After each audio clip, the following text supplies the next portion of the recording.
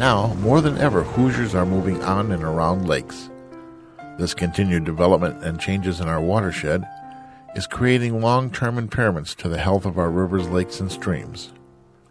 Some of the current shoreline developments are having a detrimental effect because of the careless destruction of valuable native shoreline and the influx of eroding sediment due to poor construction habits. The destruction of upstream buffers are allowing an unprecedented amount of stormwater to enter our lakes unfiltered. Occasionally, this can be attributed to ignorance, but unfortunately, it's all too often just a thoughtless disregard for our natural resources.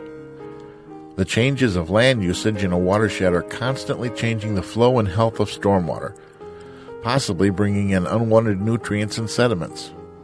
Even the unethical destruction of wetlands is causing near irreparable damage to our water supply.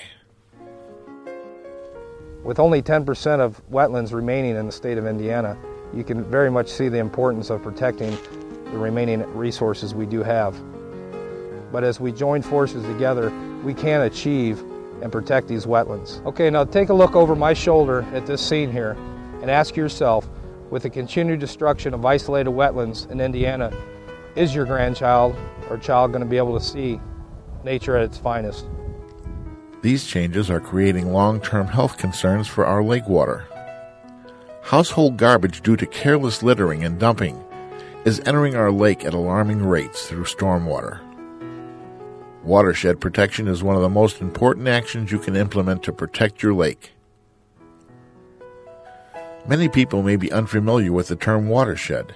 Simply put, a watershed is the surface area around a lake that drains stormwater into the lake.